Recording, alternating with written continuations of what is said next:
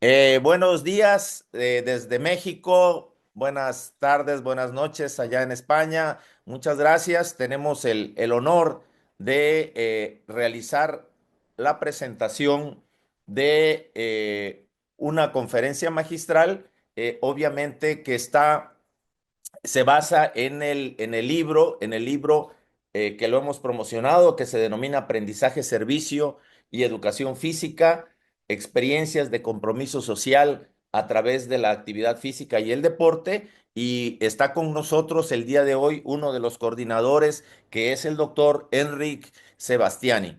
Le damos la bienvenida, doctor Henry, y también le damos la bienvenida desde Lima, Perú, al maestro Miguel Díaz Barbosa. Él es docente en la Universidad Mayor San Marcos en Lima, Perú, y él va a hacer la presentación de nuestro invitado el día de hoy. Adelante, maestro Miguel. El día de hoy tenemos la presentación del libro Aprendizaje en Servicio y Educación Física a cargo del autor doctor Henry Sebastiani. En realidad queremos conocer un poco de su currículo.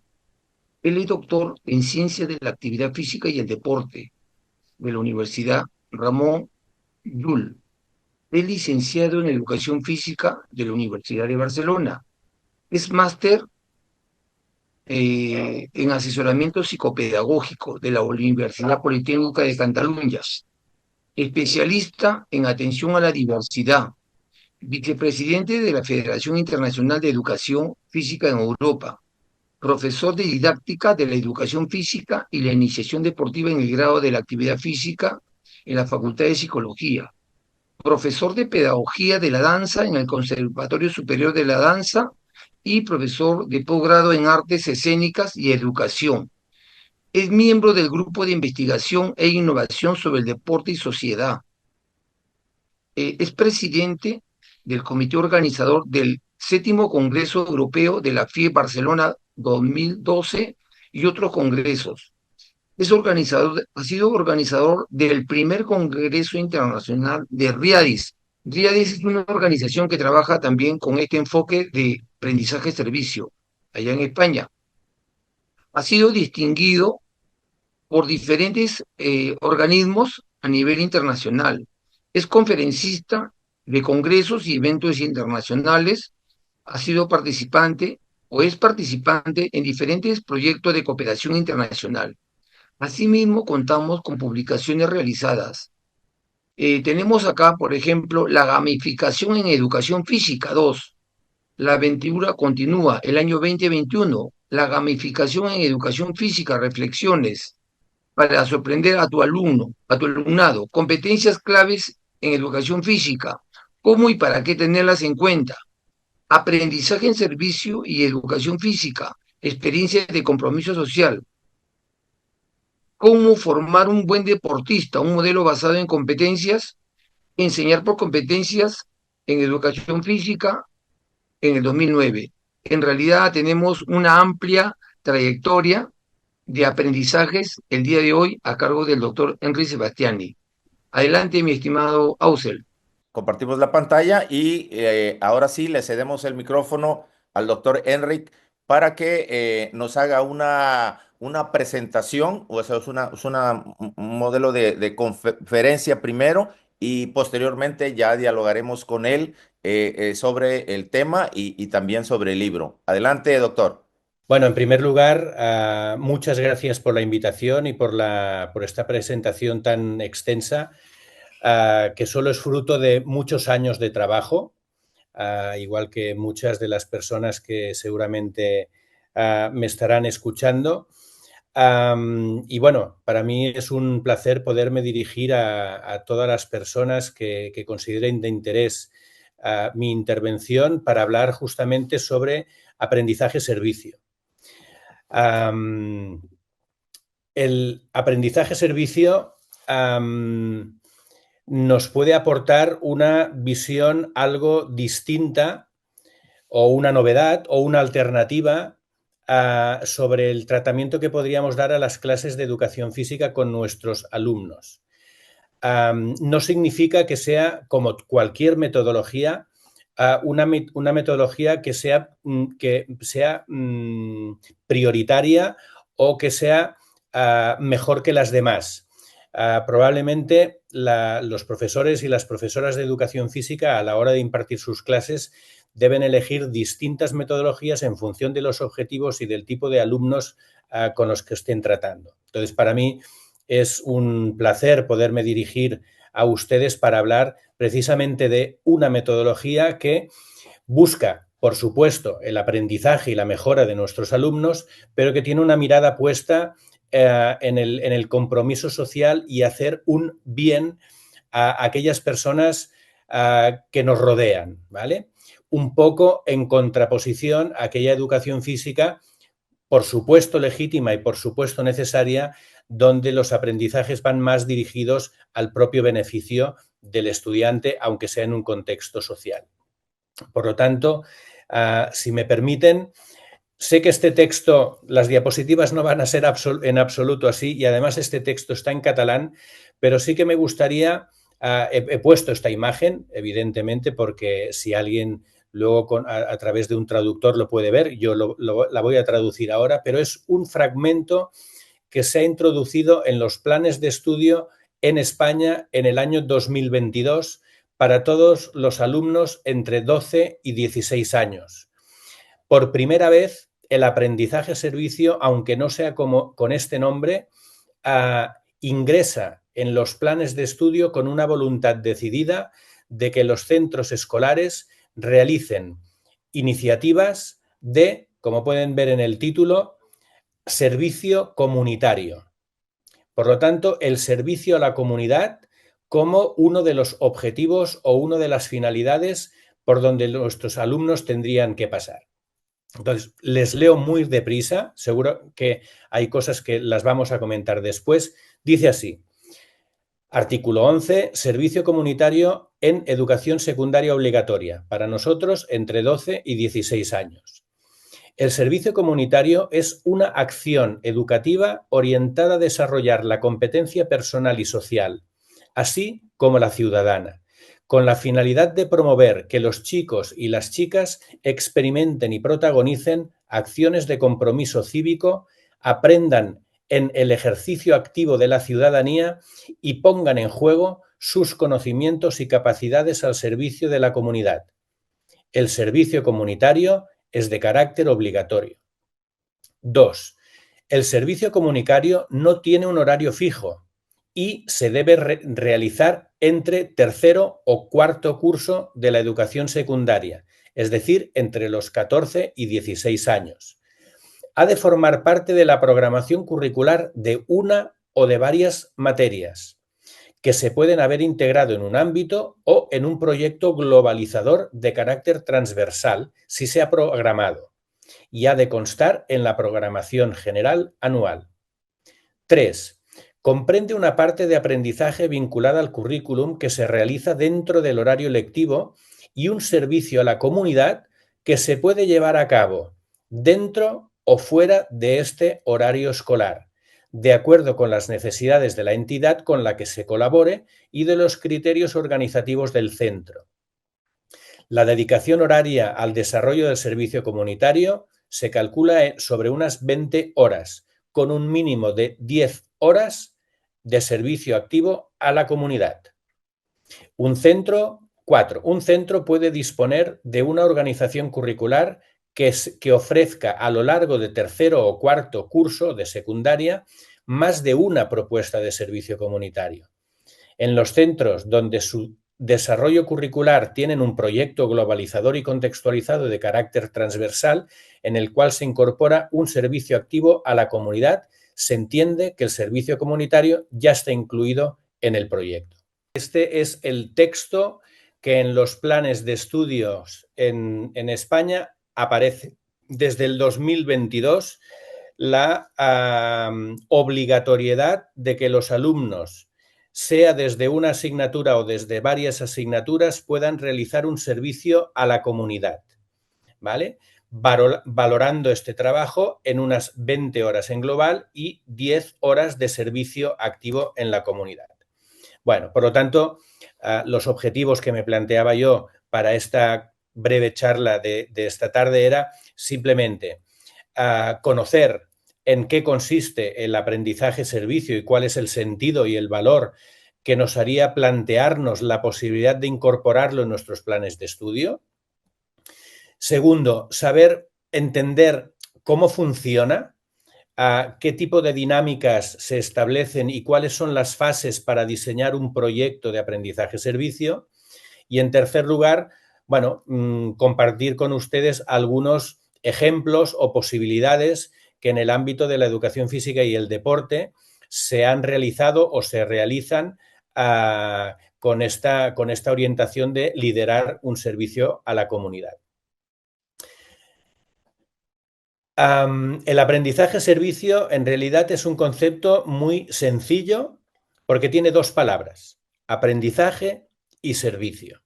Y cuando nosotros utilizamos esta metodología, tiene que haber necesariamente aprendizaje y servicio. Y esto lo diferenciaría de alguna manera de las prácticas, de un voluntariado, etcétera, que tienen elementos que podrían llegar a compartir. Entonces, los elementos básicos del aprendizaje-servicio, por un lado estaría el aprendizaje, y este aprendizaje tenemos que entender que como se realiza un servicio a la comunidad, es un aprendizaje auténtico, porque tiene que ser real, tiene que ser contextualizado, tiene que ser llevado a cabo. No es un trabajo teórico, no es algo que los niños simplemente tienen que pensar, sino tienen que llevar a cabo de una manera u otra, repercutiendo con usuarios o usuarias de su ámbito más próximo. Por otro lado, es competencial, porque lo que enseña a los niños y las niñas es a movilizar aquellos conocimientos, actitudes, estrategias que han ido aprendiendo en la escuela. Y por lo tanto, convierte a estos proyectos en algo que motiva mucho más al aprendizaje a los alumnos, ya que le ven rápidamente que tiene un sentido y una utilidad. Quizás cuando yo ahora les ponga algunos ejemplos, todo esto se puede ver de una forma mucho más clara. Por lo tanto, la manera de entender cómo va a ser el aprendizaje utilizando esta metodología tiene un interés. Por otro lado, existe toda una formación en valores, ya que se sensibiliza a los alumnos sobre las necesidades de su comunidad y se intenta que lleguen a implicarse y a comprometerse. Las personas que formamos parte de una comunidad somos copartícipes de la situación en la que ésta se encuentra. Y muchas veces en la escuela no hacemos suficiente énfasis en que los niños y las niñas vean que ellos son agentes activos, potencialmente activos y que pueden mejorar algunas cosas en su comunidad.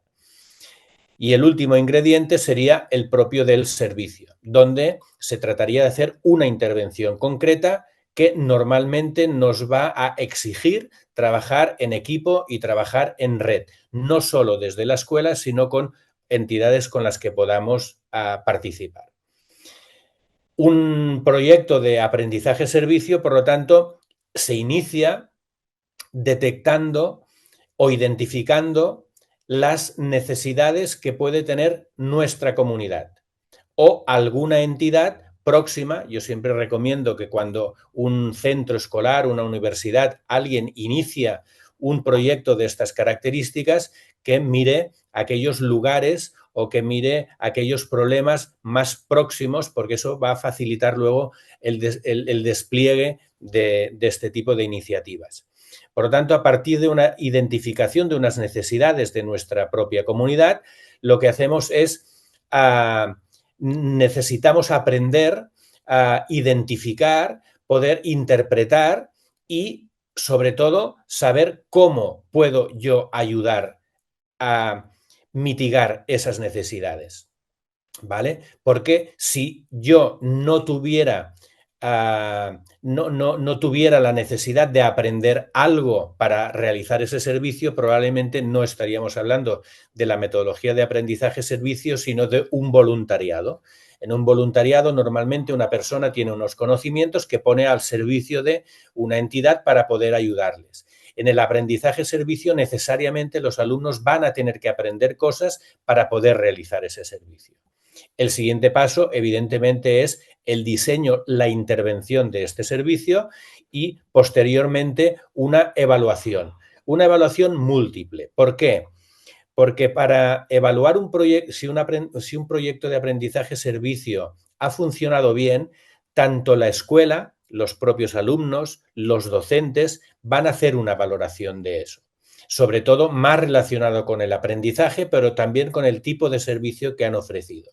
Pero no solo desde la escuela se evalúan estos proyectos, sino que los beneficiarios de estos proyectos, las entidades, las personas que han recibido el servicio por parte del centro, evidentemente van a realizar otro tipo de evaluación desde su perspectiva, como usuarios receptores, ¿de acuerdo? Y a partir de esta evaluación, normalmente, si hemos conseguido que estos proyectos se incardinen bien en el contexto, pueden ser cíclicos y a partir de esta evaluación pueden surgir nuevas necesidades que el curso siguiente, el semestre siguiente, en próximas ocasiones intentaremos abordar de otra manera. Por lo tanto, el aprendizaje-servicio siempre parte de una detección de necesidades, a un aprendizaje para el desarrollo de esta intervención, una evaluación y vuelta a empezar. Algunos ejemplos. Yo les voy a poner aquí algunos ejemplos muy distintos. Todos son próximos a mi ciudad, Barcelona, en Cataluña, en España. Algunos, los dos últimos, los desarrollo yo personalmente, pero creo que pueden ser ilustrativos para ver de qué tipo de iniciativas estamos hablando. En el primer proyecto, que se llama Vente pa' acá, es un acrónimo de Ven hacia aquí, lo que se realizó aquí es una asociación de una localidad que se llama Sant Boi de Llobregat. Lo que hizo es las personas vecinas de aquella comunidad intentaron organizarse para ofrecer talleres de formación a su propia comunidad. Los que tenían que ofrecer este servicio tuvieron que aprender a organizarse, a priorizar qué tipo de talleres íbamos a ofrecer, y habían talleres no necesariamente deportivos, pero habían talleres de ayudar a las personas a aprender a cocinar, habían talleres de grafitis artísticos, habían también talleres deportivos, y la comunidad, un pequeño grupo de la comunidad se organizó para ofrecer un programa de talleres para su propia comunidad y poder de esta manera suplir unas deficiencias. Era una comunidad muy deprimida, donde no tenían capacidad para realizar este tipo de formaciones, para recibir este tipo de ayudas, para tener un sitio donde poder ir y tener una socialización saludable. Entonces, este fue un proyecto que lleva desarrollándose desde hace muchos años. El segundo, que se denomina Sa Lladoner, esto es una iniciativa que ha ido creciendo en muchos centros, al menos aquí en Cataluña y en España, que son centros donde se forman técnicos deportivos. Técnicos deportivos específicos, por ejemplo, en este caso, hay una formación de técnicos deportivos en conducción de grupos. Conducción de grupos significa guías de montaña, personas que hacen escalada, guías a caballo, guías en bicicleta. Entonces, estos estudiantes en sus centros escolares, aprendiendo a realizar pues, las competencias propias de su profesión, utilizando esta metodología, lo que hicieron fue pensar cómo estudiantes de técnicos deportivos, qué tipo de servicio podíamos dar a nuestra comunidad. Y lo que hicieron fue organizar salidas, excursiones para diferentes tipologías de personas de aquella comunidad. Por lo tanto, organizaron salidas para niños y niñas en en edad escolar, organizaron actividades para las familias, organizaron actividades, recorridos saludables para personas mayores, y los alumnos debían de aprender cuáles eran las características de las personas que iban, a quien iban orientados estos itinerarios, a formarse para toda la formación, porque no solo se trata de acompañar a un grupo, sino acompañar a un grupo a la vez que resolver posibles cuestiones físicas, cuestiones técnicas en el caso que se utilice, por ejemplo, una bicicleta, etcétera. Y por lo tanto, los alumnos iban mejorando su formación como técnicos en conducción de grupos, a la vez que ofrecían a su comunidad, a su barrio donde estaba situada la escuela, estos itinerarios saludables de una forma totalmente desinteresada. El tercer centro, la tercera propuesta, era un centro de educación secundaria y bachillerato, es decir, entre 12 y 18 años, y lo que hizo fue organizarse y aprender cómo podrían organizar las actividades deportivas extraescolares de un centro que tenían justo al lado, que era un centro de infantil y primaria. Por lo tanto, los alumnos mayores lo que hacían era organizar competiciones deportivas y actividades deportivas para que esta escuela pudiera obtener el beneficio. Ellos no podían pagar unas actividades extraescolares, no podían pagar unos técnicos deportivos, y lo que hicieron desde esta escuela, siempre bajo la supervisión de los profesores de educación física, fue la impartición de estos talleres. Por lo tanto, esta tercera iniciativa era cómo un centro de niños mayores podía organizar el tiempo libre deportivo de los niños más pequeños. En el cuarto caso, el IES Obispo Berenguer lo que hizo fue, también era una escuela de niños entre 12 y 16 años, y lo que tenían próximo era un centro de educación especial. Y la tarea siempre era exactamente lo mismo. Debíamos aprender qué características tienen, qué dificultades y qué necesidades tienen los niños con necesidades educativas especiales, y cómo desde el área de educación física en nuestra escuela podríamos organizar una jornada deportiva donde pudiéramos participar juntos. Y lo que se trataba, evidentemente, desde esta escuela era qué tipo de actividades, con qué tipo de dificultad, cómo las podríamos organizar, quién las lideraría, quién las explicaría, cómo se organizarían, y esto lo hacía un centro sobre el otro. Los dos últimos casos, uno es Blanquerna, es la facultad donde yo trabajo, y por lo tanto ahí estamos formando profesores de educación física. Y en el último ejemplo, que es el Instituto del Teatro, donde yo también ejerzo como docente, estamos formando futuros profesores de danza, ¿vale? Que tienen evidentemente similitudes con los profesores de educación física. Entonces, les voy a explicar un poquito más cómo funcionan estos dos, que aunque se aplica en futuros docentes de educación física, podremos transferir este conocimiento a cualquiera de los ejemplos que les he explicado antes. Cuando se realiza un proyecto de estas características, hay tres tipos de dinámicas: lo que llamamos la dinámica básica, la dinámica pedagógica y la dinámica organizativa. En cuanto a la dinámica básica, bueno, pues lo que les decía antes, identificar cuáles son las necesidades sociales o individuales del grupo, de la comunidad sobre el que quisiéramos intervenir, cuál es el servicio que podemos ofrecer y cuál es el sentido que esto tiene, y los aprendizajes que esto va a requerir en nuestros alumnos. Luego hay todo un dinamismo o una dinámica pedagógica, porque evidentemente los alumnos, bajo la supervisión siempre del profesor de educación física, tendrán que trabajar de una forma activa, reflexionando sobre esas necesidades, sobre esos usuarios destinatarios, y valorando cuál va a ser la forma de reconocer o de evaluar si hemos llegado a conseguir los objetivos o no.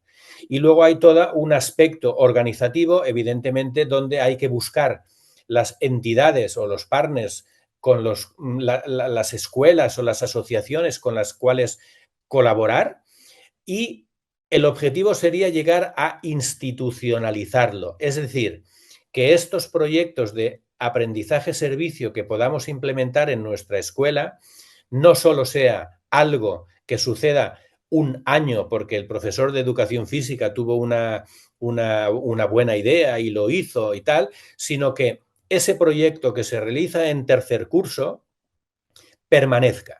Y por lo tanto, en aquella escuela, cuando los niños llegan a tercero, participan de un proyecto de aprendizaje-servicio a su comunidad y por lo tanto se consolidan año tras año y son experiencias. Quizás los niños en primero podrían hacer un proyecto de aprendizaje-servicio, otro en segundo, otro en tercero, otro en cuarto. La escuela iría mejorando esos proyectos y por lo tanto se irían consolidando las entidades con las que colaboramos, etcétera. ¿Vale? Entonces, las fases por las que pasamos siempre es igual. Un proyecto, ¿cómo lo empezamos? Primero, buscando con qué entidad podemos colaborar o nuestra escuela o universidad puede colaborar. Una vez la tenemos, trabajando con esta institución, identificar en qué necesidades tienen y en qué podemos llegar nosotros a ayudarles. Pensar cómo hacerlo. Prever qué tipo de aprendizajes tienen que hacer mis alumnos para poder ofrecer un servicio a esa entidad. Diseñar la intervención y realizarla, llevarla a cabo. Reflexionar sobre la experiencia. Compartir y celebrar los resultados y evaluar y mejorar el proyecto en el caso que se quiera continuar o se quiera seguir evolucionando en este sentido. ¿Esto a dónde nos ha llevado de momento? Esto nos ha llevado, por un lado, a entender que la educación física no es solo un trabajo de mejora de unas habilidades técnicas, de una mejora de la condición física, sino que la educación física también debe enseñar a nuestros alumnos a adquirir unas competencias, debe ser una educación física saludable, no solo a nivel físico, sino también a nivel psicológico y social. Una educación física que nos puede permitir socializarnos no solo con el grupo clase, sino con el entorno de nuestra comunidad, y además una educación física sensible a las necesidades de nuestra sociedad y pensando que puede aportar a nuestros alumnos una formación que les haga unas personas más comprometidas con nuestra comunidad, con nuestra sociedad y con nuestro planeta en general, cosa que nos hace falta hoy en día.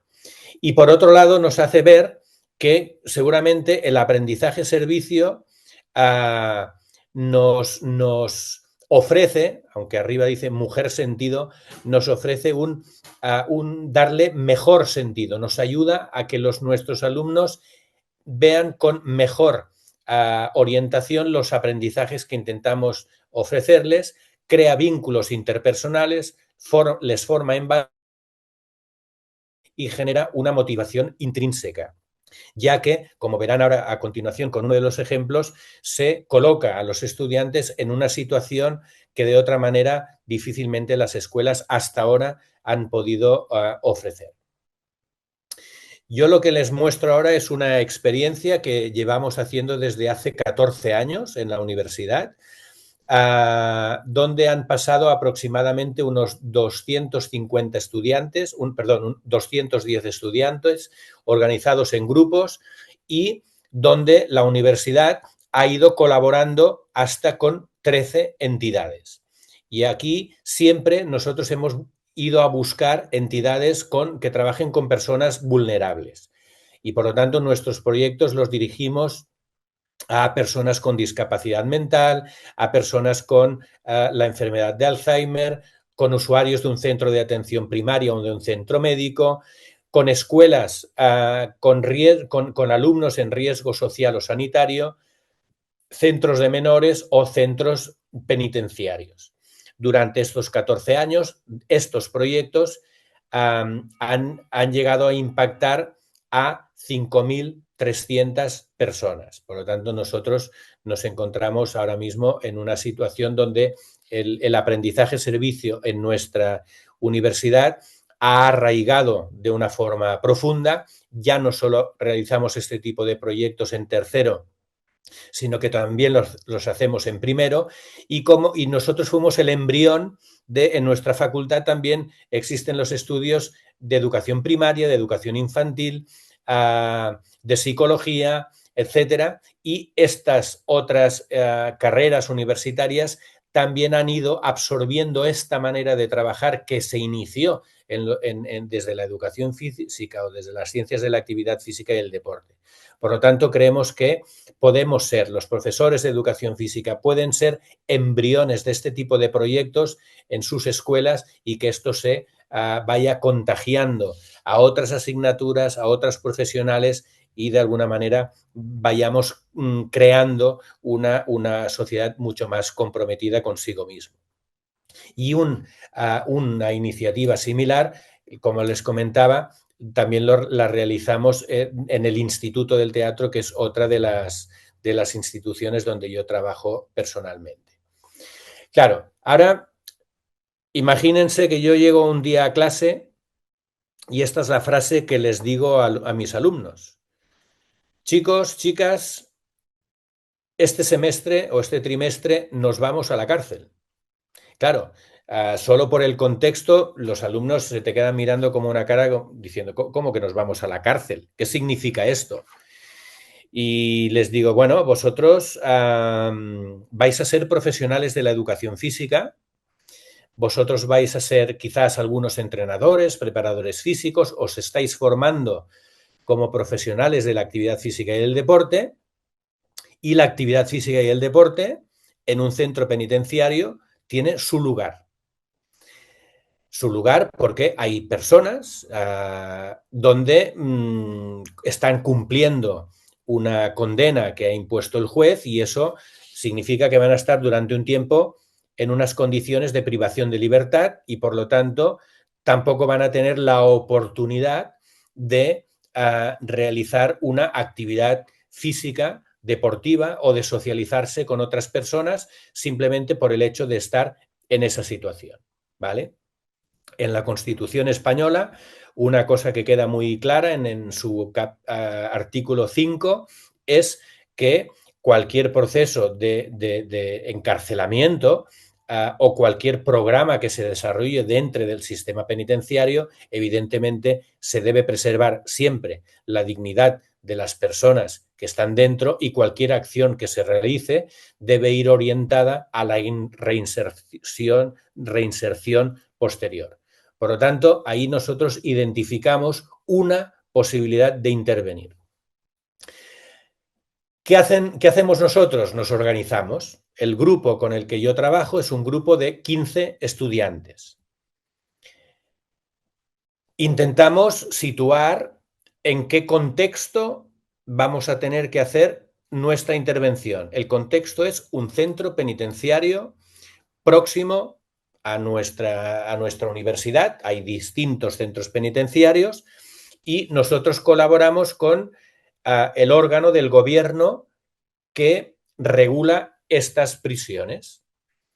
Y a veces nos piden intervenir en una prisión, en otra o en otra en función de sus propias necesidades. Por lo tanto, nos dicen, mira, este año nos convendría que hicierais una intervención en una prisión de hombres o en una prisión de chicos jóvenes, en una prisión de mujeres, etcétera. ¿Vale?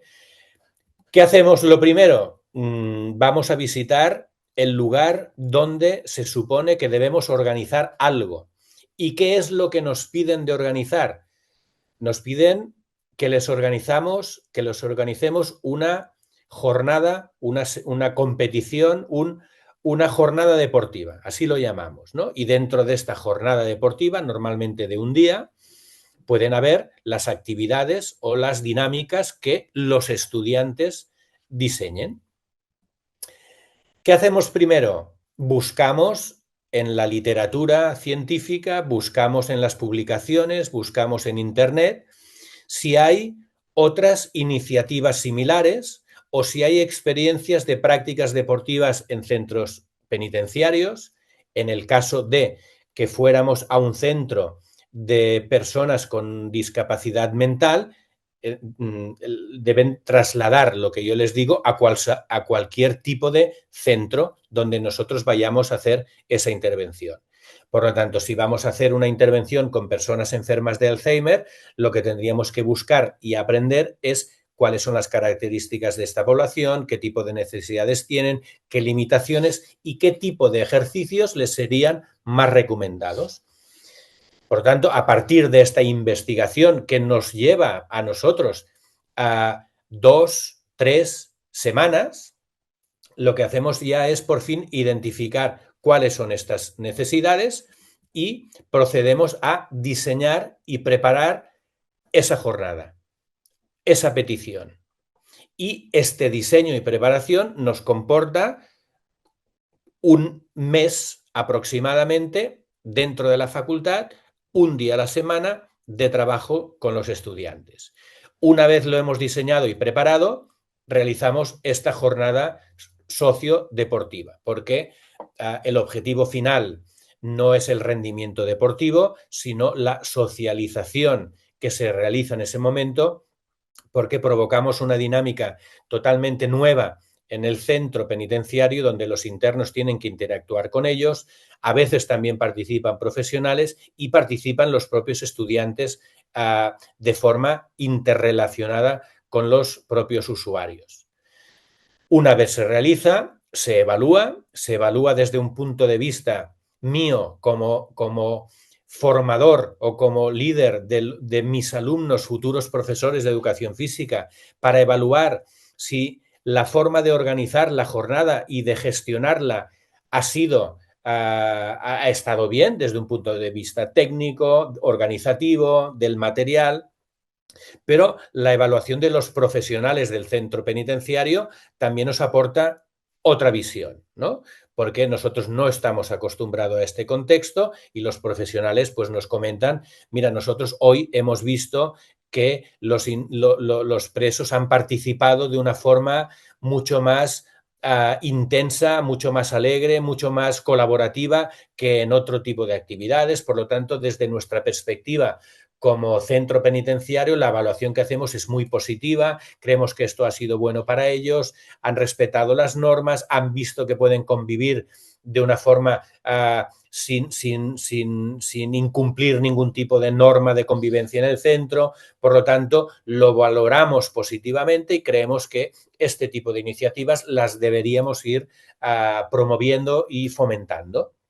Bien, a partir de aquí, lo que hacemos nosotros es compartirlo con otros grupos de trabajo en la universidad para que vean cuál ha sido el funcionamiento, cuáles han sido los puntos fuertes, cuáles los puntos débiles y poder compartir con los otros compañeros este tipo y lo que hacemos al final es un agradecimiento a la entidad con la que hemos colaborado y le devolvemos en forma de un informe que deben hacer los alumnos todo el trabajo que se ha realizado, ¿vale? Cuando le preguntamos a nuestros alumnos cómo han vivido este tipo de experiencia, los alumnos expresan cosas como: nunca debemos juzgar a las personas por sus apariencias y por el estatus social. Yo era uno de los que juzgaba por el aspecto sin darme cuenta de conocerlos. Por lo tanto, este tipo de expresiones nos expresan cuáles han sido los aprendizajes de nuestros alumnos. Valoro haber aprendido a querer hacer y aprender de las opiniones de los otros compañeros, el saber escuchar las ideas, debatirlas o reforzarlas en base a un criterio. He aprendido a utilizar el deporte como una herramienta integradora y que, pese a que el deporte sirva como tal, es necesario participar y ponerse a la altura de los participantes. He aprendido a ponerme en la piel de un grupo de personas con un estilo totalmente diferente al mío y con problemas que yo tampoco tengo.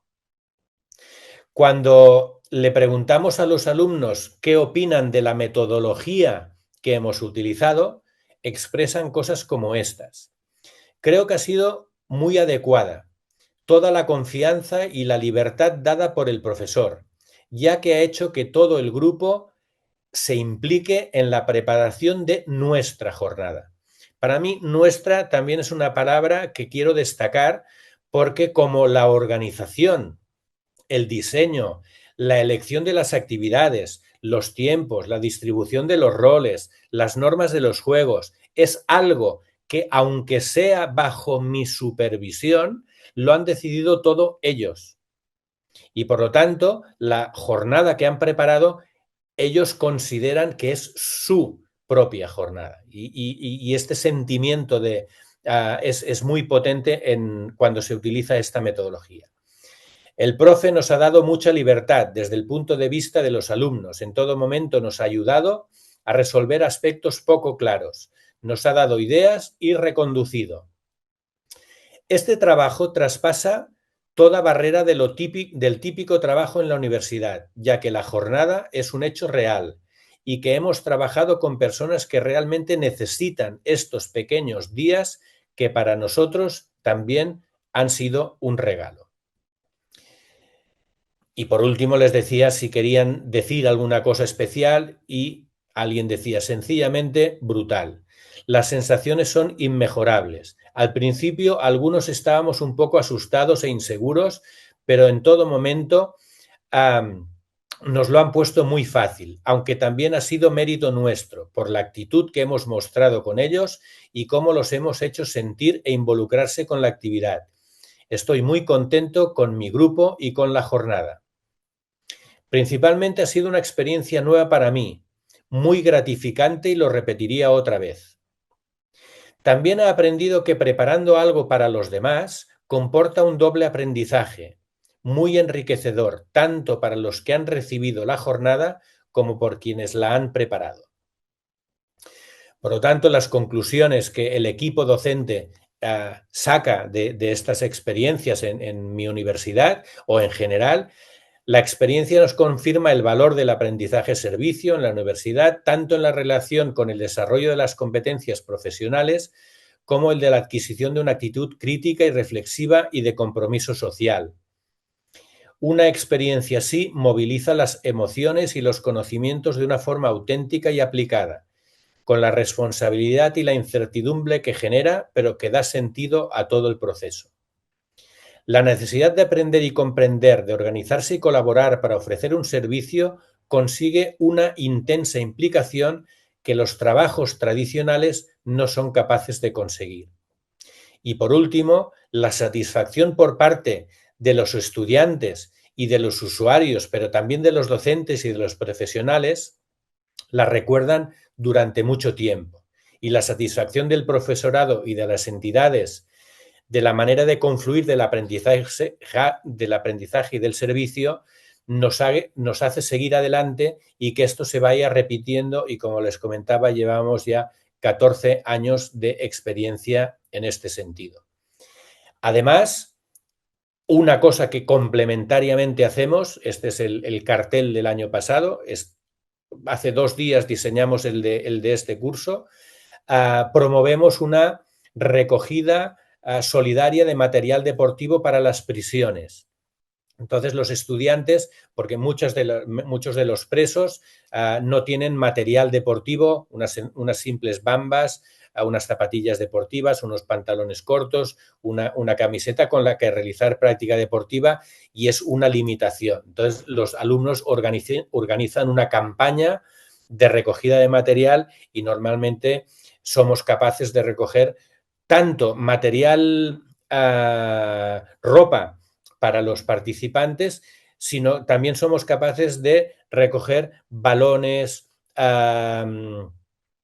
palos de hockey, raquetas, pelotas de tenis, materiales usados, pero que todavía están en buenas circunstancias y que una sociedad de consumo con la nuestra probablemente acumulamos o no utilizamos, lo que intentamos es sensibilizar a los alumnos para que den una segunda oportunidad a este material en lugar de tirarlo o en lugar de almacenarlo sin darle ningún uso, y esto puede tener una implicación y fomentar que personas en un centro penitenciario pues puedan realizar actividad física y encontrarse en mejor estado emocional mayoritariamente que en el que están normalmente.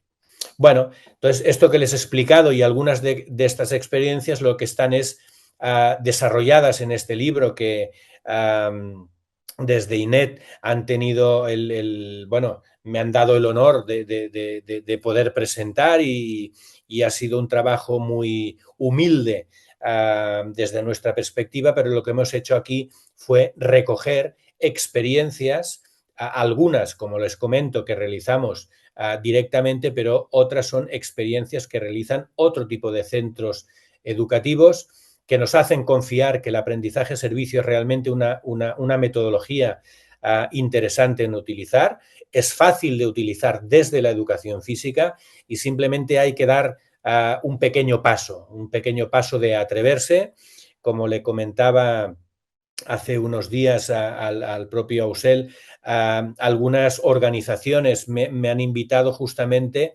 no a explicar simplemente de qué se trata el aprendizaje-servicio, sino que a ayudarles a arrancar este tipo de proyectos, ¿no? Intentar, bueno, acompañarles en la localización de qué tipo de proyectos para nuestra escuela, con qué tipo de entidades establecer estas relaciones. Bueno, y una vez, porque esto nos genera un poco de miedo cuando si no lo hemos probado nunca, a nosotros nos pasó exactamente igual. Lo que pasa que yo tenía un poquito de recorrido anterior y mis compañeros en la universidad me siguieron y ahora es para nosotros prácticamente uno de nuestros proyectos escuela, bandera, y cuando nuestros alumnos finalizan sus estudios y nos los encontramos posteriormente, siempre nos dicen, ostras, todavía me acuerdo cuando fuimos a la prisión a organizar aquella actividad, ¿no? Porque es algo que les implica directamente, les hace muy sensibles y normalmente las emociones acostumbran a estar muy a flor de piel. Y hasta aquí mi presentación. Espero que les resulte de interés y me pongo a su disposición. Aquí les comparto, me podrán encontrar tanto en Facebook como en la red antiguamente llamada Twitter, donde yo le doy un uso mayoritariamente profesional y por lo tanto no verán fotos de mis excursiones, que para eso utilizo, así la había utilizado yo antes Facebook, pero ahora cuando encuentro un artículo que es importante, cuando encuentro una publicación, cuando encuentro algún congreso, bueno, lo comparto, es mi aportación desinteresada a nuestra comunidad profesional y espero que les sea útil. Y si alguien, por supuesto, me quiere escribir y me quiere hacer una consulta, pues estaré encantado de poder ayudarles, ¿vale? Eso sería todo. Lo hemos escuchado con detenimiento, doctor Enric, y bueno, creo que ha sido muy interesante todo lo que usted nos ha comentado. Creo que esa experiencia, ¿no? Lo de la cárcel, de las prisiones, como también se denomina aquí en México, es muy clarificador en Uh -huh. cuanto a cuál es el propósito, cuál es el objetivo de esta metodología.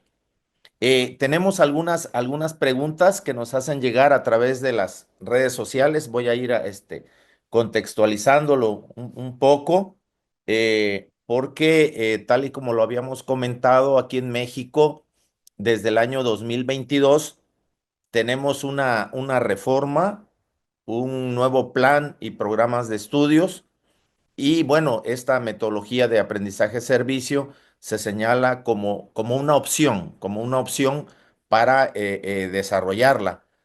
Sobre todo que aquí en México ya no tenemos un programa específico de educación física, sino que ahora está integrado a las demás áreas mediante campos formativos. Bueno, La primera pregunta que nos hacen llegar es que si hay experiencias o usted conoce experiencias de aprendizaje-servicio en los niveles de iniciales, ¿no? O sea, sería lo que es la educación infantil, lo que es la educación preescolar aquí en México, la primaria. Porque, bueno, aquí en México mayoritariamente los docentes de educación física están en lo que denominamos nosotros el nivel básico, que comprende preescolar, primaria y secundaria, ¿no? Entonces creo que por ahí va enfocada esta primera pregunta, doctor.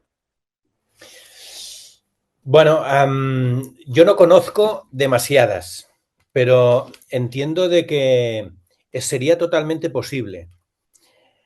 A ver, cuando tenemos muy claro el concepto de aprendizaje-servicio,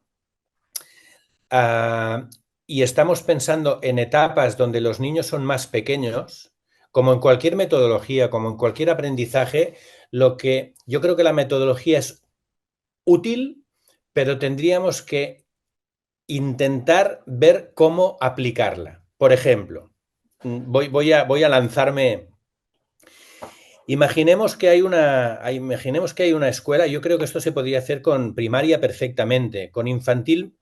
Yo creo que también más pequeñitos sería cada vez más complicado, ya lo valorarán ustedes. Imagínense que hay una escuela que piensa que una de las cosas que podría hacer es organizar una serie de charlas, de conferencias para las familias.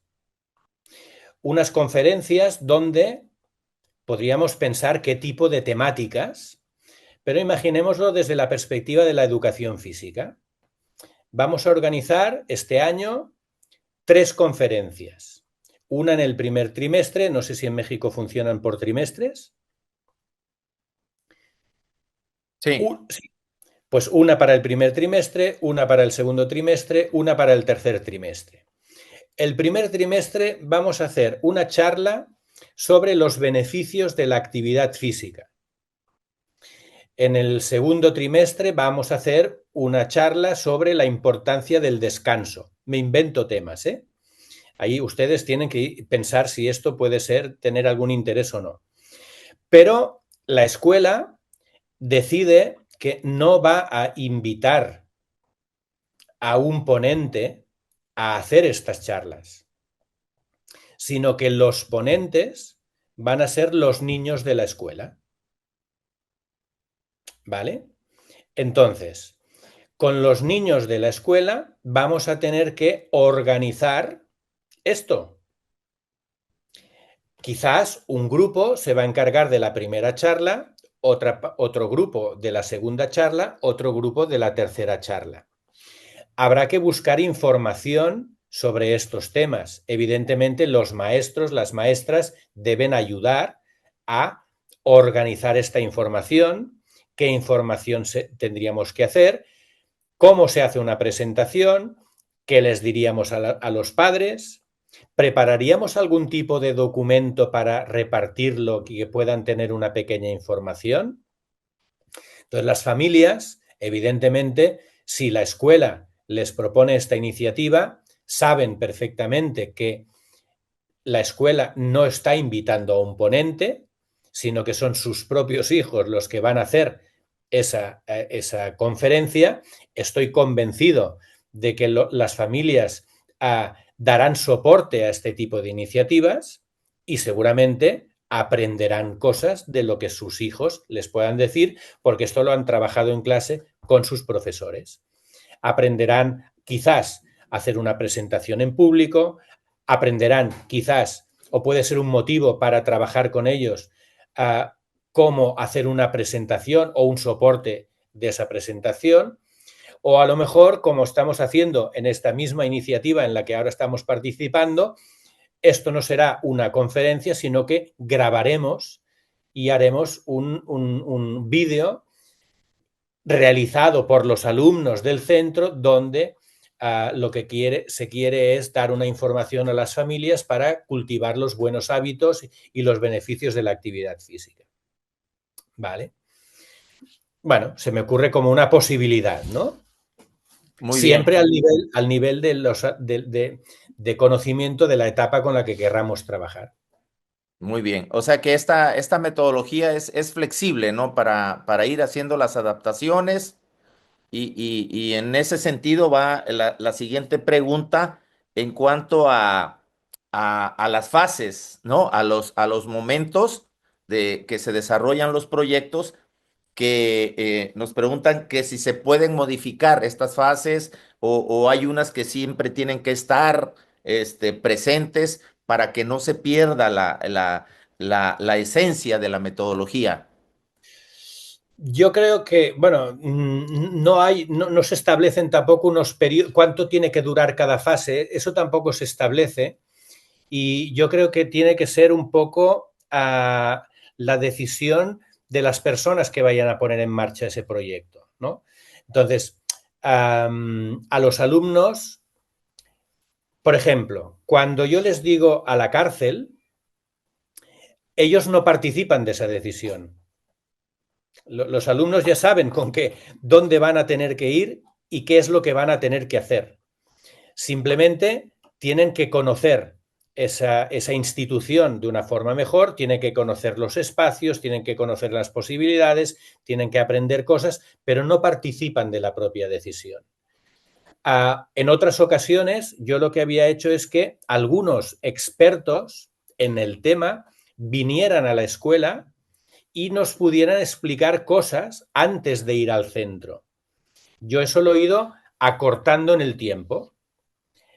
Yo ahora también dispongo de más conocimiento y yo puedo aportar ese tipo de conocimiento, pero normalmente el orden de las fases sí que yo creo que es inalterable, el orden. Otra cosa es la duración, pero tendríamos que empezar por identificar a qué colectivo o con qué colectivo queremos trabajar, el docente se tiene que imaginar qué tipo de servicio yo creo que podemos ofrecer a quién.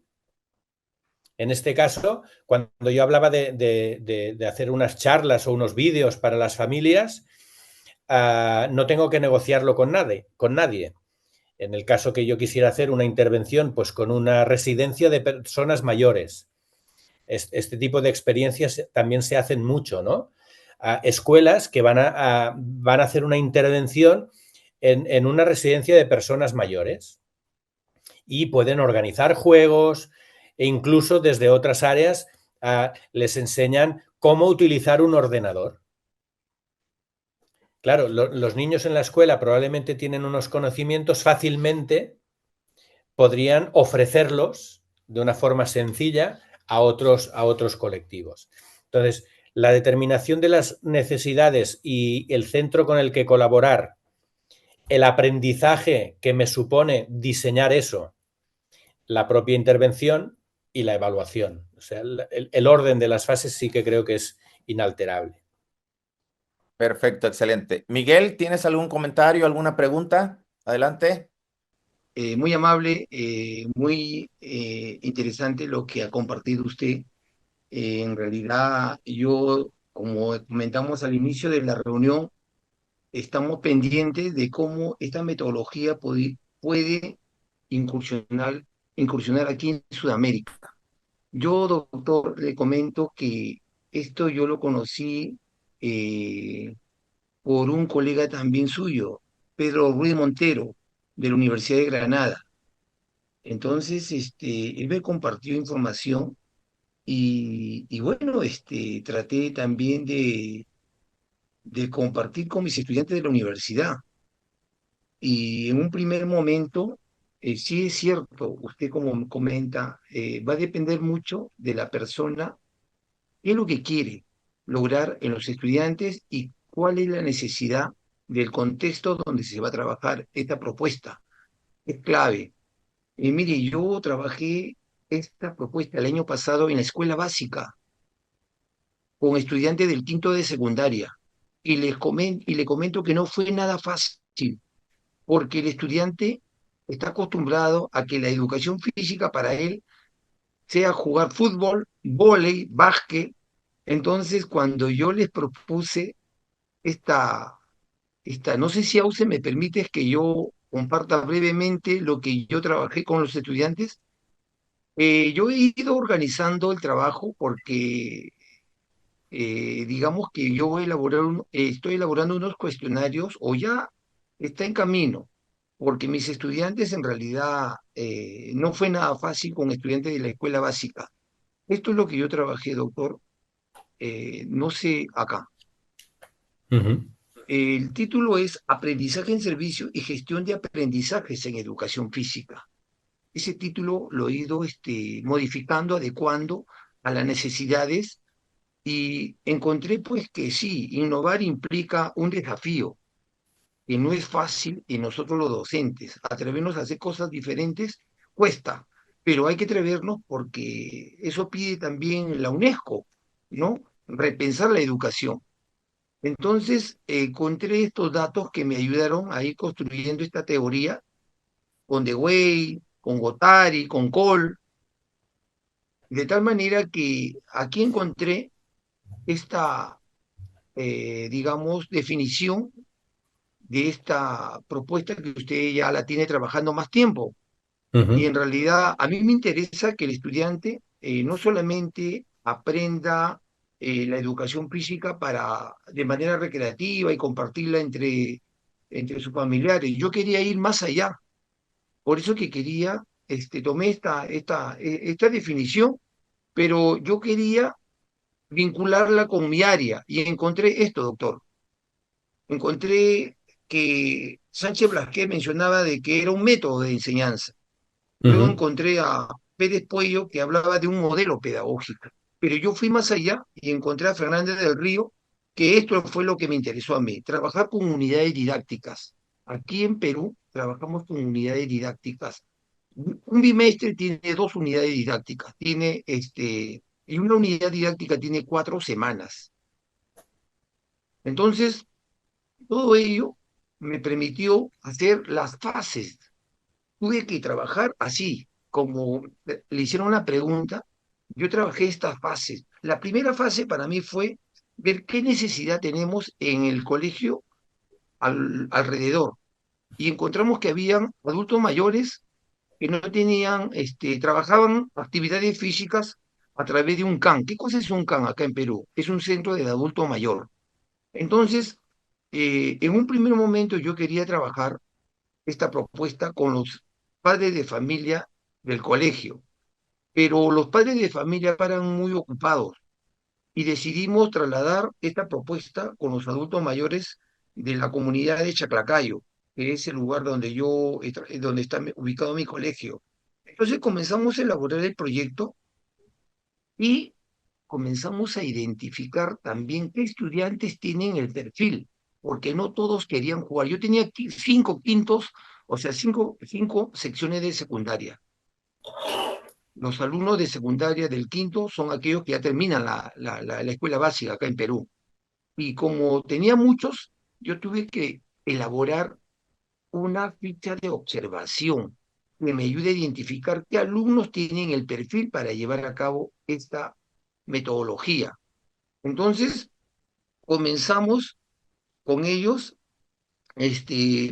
luego fuimos a la segunda fase, porque toda la primera fase fue la socialización de esta metodología.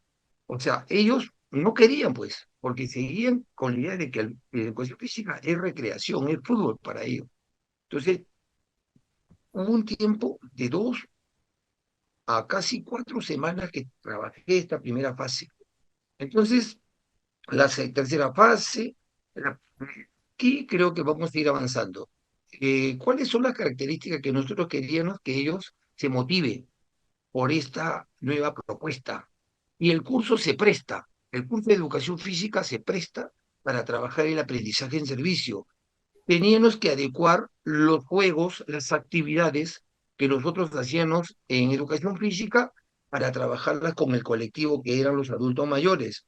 Y como ya usted lo mencionó, esta metodología es aprender sirviendo. Todo lo que aprende se tiene que hacer como un servicio. Y tomé en cuenta también el ciclo de aprendizaje de Cole. Luego comenzamos Y los beneficios, usted ya lo mencionó, sí ayuda mucho a la comunicación, al trabajo interpersonal, trabajo en equipo, liderazgo, formación de competencias ciudadanas, y se trabaja con comunidades vulnerables. Y aquí a ellos, a mis estudiantes, encontré un video sobre el aprendizaje en servicio, que los voy a pasar. Luego, yo quise ir más allá y dije, en Perú quiero saber qué antecedentes tengo sobre aprendizaje en servicio. Y no había nada de educación física, no había Ujú. nada. Entonces dije, no, yo tengo que seguir con esto. Y entonces la situación problemática, yo he tomado estos aspectos porque considero que los estudiantes solamente consumen educación física, pero de manera recreativa, y ellos lo utilizan solamente en su entorno, pero no dan un servicio. Y como que la educación física en algunos países, como el mío, por ejemplo, es muy deportiva. Y yo quiero que ellos manejen otro tipo de, vayan más allá y desarrollen valores, como usted muy bien lo mencionó. Aquí cuesta mucho en las escuelas básicas, los colegios públicos, hay mucho que hacer y nosotros con esto queríamos trabajar, mejorar las habilidades sociales. Entonces, le comento Muy que bien, amigo. el colegio donde yo trabajo tiene inicial, primaria y secundaria, tiene esta cantidad de alumnos, de 1.170 alumnos en los niveles de inicial, primaria y secundaria, aulas de inicial, aulas de primaria, aulas de secundaria, el director, dónde está ubicado. Son aspectos generales porque siempre en algunos momentos me han pedido de que comparta también este trabajo. Y bueno, los aprendizajes de educación física, sí, ya ¿Estamos, para amigo? terminar, ¿Listo? sí, Termínale. terminando. Entonces, mire, doctor, aquí como yendo a la pregunta, aquí yo trabajé este cronograma. ¿Cuándo se inició? La planificación, las pruebas que se hicieron, todo lo que duró el trabajo y bueno, las unidades, cómo las trabajé con el aprendizaje en servicio, las clases que teníamos que trabajar con el aprendizaje en servicio. Le di a los estudiantes que trabajaran con esta propuesta de modelo de, este, para los juegos que ellos tenían que elaborar. Y esta fue la ficha que me ayudó a mí a identificar a los estudiantes para que trabajen la propuesta de aprendizaje en servicio. Y bueno, esta es la propuesta de la metodología de investigación. Eso lo quería compartir con usted también, doctor, para que de repente me pueda dar algunas sugerencias. Y bueno, estamos siguiendo su ruta. Aquí en Sudamérica también somos seguidores. Y bueno, eso quería comentarle, doctor. Y disculpe si me pasé el tiempo. Adelante, adelante. Muchas gracias, estimado Miguel. Tenemos otras preguntas que nos hacen llegar precisamente con algo relacionado con lo que tú comentabas en cuanto a que si el aprendizaje servicio es una metodología o es un modelo pedagógico, porque han surgido esas dudas. ¿Qué nos puede comentar, doctor?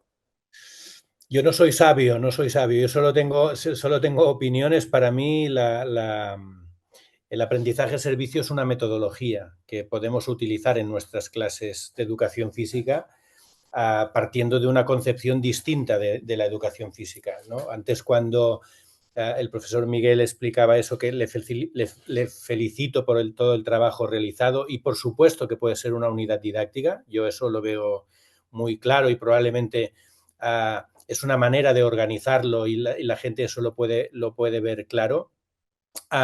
Otras unidades didácticas pueden utilizar otra metodología distinta. A mí lo que sí que me ha interesado mucho de lo que ha comentado es a veces esta resistencia al cambio, ¿no? Resistencia al cambio que el profesor Miguel comentaba de sus alumnos, pero en el profesorado también pasa igual. Es decir, yo sé que, por eso decía antes que para mí la utilización de esta metodología hay que dar un paso adelante, ¿no? Porque si no siempre iríamos repitiendo los mismos métodos, las mismas actividades y los mismos planteamientos de la educación física y quizás el aprendizaje servicio lo que abre es una puerta a una posibilidad más. Perfecto, excelente. En esa misma idea va también el siguiente comentario que nos hacen, porque aquí en México tenemos un cambio en el plan de estudios, los programas, y hemos dejado el enfoque por competencias. Entonces, pues los compañeros vieron en la presentación que usted tiene varios libros, incluso artículos, que van en esa línea, ¿no? La pregunta entonces sería, ¿les ha funcionado allá en España este enfoque, este modelo educativo o esta perspectiva mediante las competencias? Bueno, yo aquí voy a ser muy crítico también y, a ver, yo profundicé mucho sobre el tema de las competencias.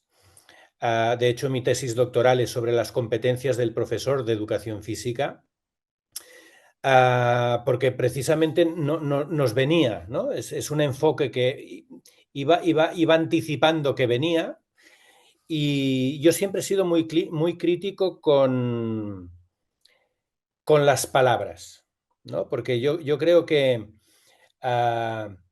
lo que no puede ser lógico es que ahora tengamos un enfoque basado en competencias y dentro de 5 años que prácticamente no hemos dado ni tiempo a saber si eso nos funciona o no funciona, ahora dejamos el planteamiento de un enfoque basado en competencias y nos vamos a otro lado.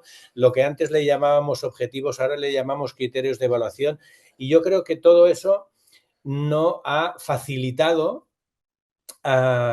profundizar sobre cuál es el sentido de la educación física, ¿no? Cuál es la orientación, cuál es el significado y cuál es el propósito de la educación física. Y en general, para mí, el enfoque basado en competencias para mí sigue siendo vigente desde la perspectiva de lo que a mí me aporta.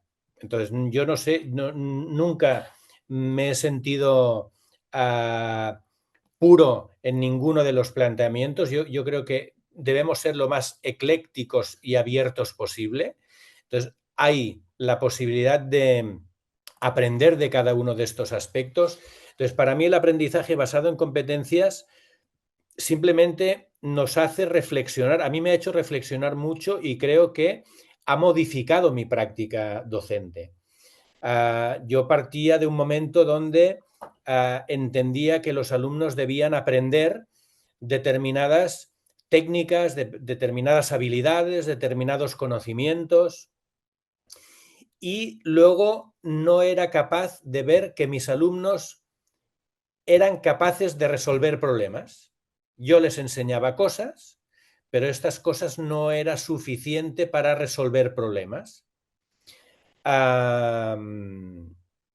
Y por lo tanto, ser competente, lo que a mí me hace reflexionar es qué es una persona competente, y una persona competente es una persona de actuar de una determinada manera.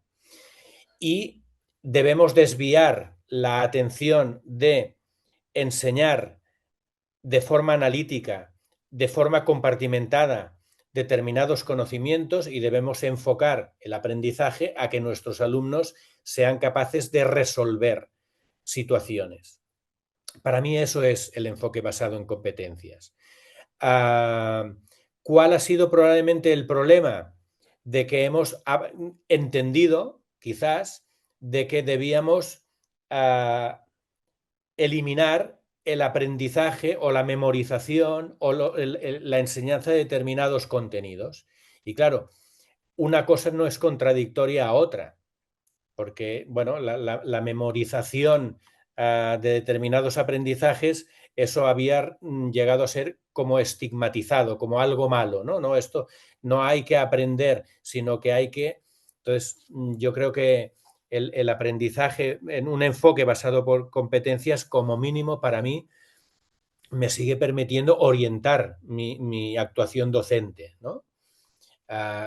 Orientada a generar situaciones que los alumnos deben ser capaces de solventar en su vida cotidiana, en su vida profesional, como futuros ciudadanos y por lo tanto deben buscar información, tener criterio para discriminar la buena información de la mala información y ser capaces de organizar esta información y tomar decisiones.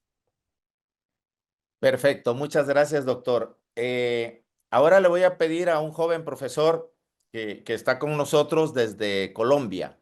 Adelante, maestro José Francisco Mora Núñez, desde donde nos escucha y nos ve y hace su comentario.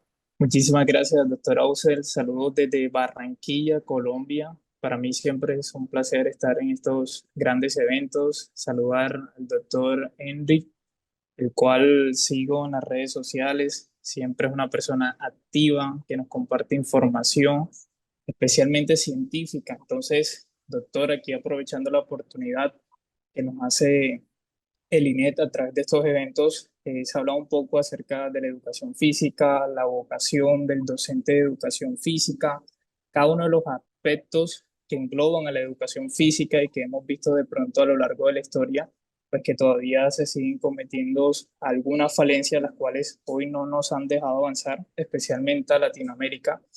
Pero de pronto sí quisiera enfocar mi pregunta a qué recomendaciones, sugerencias les puede dar a nosotros como relevo generacional para impartir una educación física de calidad y que permita a los futuros ciudadanos poder realizar una actividad física cotidiana, constante y para la vida, porque creo que ese último componente ha quedado un poco rezagado y lo vemos de pronto enmarcado dentro de una calificación cuantitativa, y esto pues nos ha hecho de pronto descuidar también ese enfoque que hoy identifica a la educación física, que nosotros como maestros pues lo tenemos súper claro, pero en práctica pedagógica pues no se ve reflejado. Entonces creería que así como mi persona cada día trabaja desde la parte científica a través del colegio INET,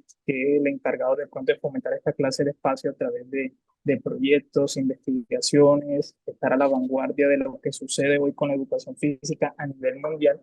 Quisiera desde su experiencia y experticia nos pueda dar algunos tips o recomendaciones para colocar en práctica en nuestra profesión. No lo sé, no lo sé. Yo lo que diría es que necesitamos confianza.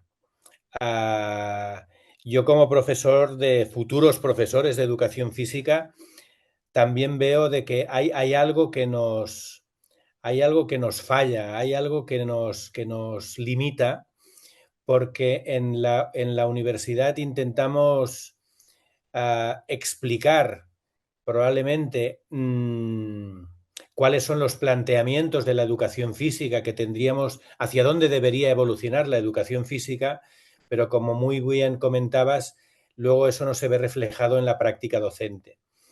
Y a veces yo interpreto que cuando un joven con poca experiencia sale de la universidad como profesor o profesora de educación física, se encuentra más seguro aplicando aquellos métodos que vivió como alumno que intentando atreverse a implementar aquellos que me explican o leo que debería promocionar, ¿no?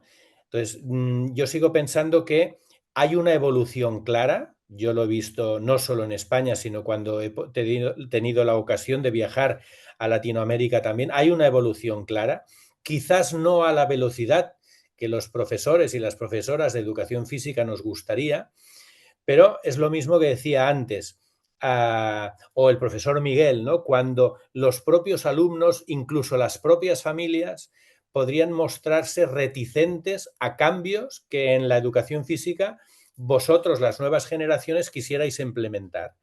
Porque podríamos llegar a oír a alguien que nos dijera, esto no es educación física. Claro, ¿qué es la educación física, ¿no? Y para mí también me ha gustado mucho cuando tú anunciabas que uno de los propósitos que tendríamos que conseguir como docentes de educación física es transmitir el gusto por la práctica de actividad física. No a todos los niños les va a gustar el mismo deporte, la misma actividad, y eso es lo que hay que trasladar desde la educación física. A lo mejor nos hemos centrado mucho en algunas prácticas deportivas que, si las analizamos, todas son exactamente iguales, ¿no? Porque hacemos fútbol, hacemos balonmano, hacemos tal, y entonces los niños que sobresalen siempre son los mismos. Si no diversificamos el tipo de motricidad que exigimos a través de danzas, a través de la expresión corporal, a través de deportes, por supuesto, pero deportes colectivos, deportes individuales, con contacto, sin contacto. Es decir, para mí la idea es diversificar al máximo la actividad que proponemos a nuestros alumnos, intentando que esta no sea traumática, por supuesto, exigiéndoles, porque a veces todos nos acomodamos, no, hay que exigirlos para que avancen, pero entendiendo que todos no avanzarán igual y todos no avanzarán hasta el mismo lugar, porque los niños y las niñas son distintos. Entonces, entender que en el grupo clase hay una diversidad, para mí es uno de los principales retos que tiene no solo el profesor de educación física, cualquier docente, pero es la gestión de la diversidad o de la heterogeneidad del grupo, ¿vale? Entonces, para mí, diversificar posiciones, la evaluación, tú también lo has comentado, es otro punto crítico, ¿no? La evaluación normalmente quizás no es la palabra, ¿no? Pero tradicionalmente o antiguamente se ha utilizado de una forma muy cuantitativa, de una forma muy aplicando el mismo criterio para todos los alumnos. Para un docente es más fácil hacer esto. Y eso no lo podemos dudar. Es decir, si yo le digo a los alumnos que tienen que hacer tantos abdominales en un minuto, a mí como docente me es más fácil evaluar el rendimiento que evaluar, por ejemplo, el progreso o el proceso que ha seguido un alumno. ¿Por qué? Porque además habrá alumnos que son muy buenos y que progresarán poco precisamente porque ya son muy buenos, y tengo alumnos que no tienen un nivel muy alto y progresarán mucho, aunque se quedarán a un nivel más bajo. Entonces, ¿qué pasa con la evaluación? Esto sería motivo de otra charla, ¿no? Y ahí seguramente Domingo Blázquez es mucho mejor que yo. Para mí la evaluación, tenemos un gran reto, pero estamos acostumbrados a que nos evalúen o nos califiquen bajo el mismo criterio. Yo cuando hago un examen de matemáticas, si hago 6 preguntas bien, tengo un 6, y si hago 4 preguntas bien, tengo un 4. Y eso no tiene nada que ver con mi nivel, ni con mi progresión, o incluso cuando a veces hay docentes que te dicen que este alumno debe reprobar o debe suspender porque el día del examen no lo hizo bien. Y es una lástima porque durante todo el curso lo ha hecho bien. Y claro, tú dices, bueno, si durante todo el curso lo ha hecho bien y tú tienes esa información, ¿por qué debes reprobarlo porque un día lo haga mal? No sé. Para mí la evaluación se debería convertir realmente en una herramienta de ayuda al aprendizaje. Y eso es un reto también muy, muy interesante. Entonces, ¿qué debéis hacer las generaciones siguientes? Yo creo que seguir luchando para aplicar estos criterios e ir rompiendo a veces esas limitaciones que nos autoimponemos, ¿no? Yo a veces también les digo a mis alumnos, desgraciadamente, en algunos centros, en muchos centros, al profesor de educación física se le va a valorar en función de si los alumnos sudan mucho, si los alumnos están contentos, si los alumnos hacen mucho ejercicio, pero difícilmente sobre la cualidad de esos aprendizajes o otro tipo de aprendizajes que a veces no son tan visibles o no son tan interesantes como el equipo de la escuela ha conseguido ganar una competición deportiva. Para mí la educación física es otra cosa. No sé si Perfecto. te he respondido de alguna manera. Sí, doctor, muchas gracias. ya estamos sobre el tiempo que acordamos. Estamos muy agradecidos por sus comentarios. Bueno, el libro aquí lo hemos estado promocionando. De hecho, todos los de la editorial INDE que dirige el doctor Domingo Blázquez le hacemos promoción, ¿no? Ese libro lo consiguió primero Miguel y ya después aquí lo conseguimos en México, le hacemos promoción.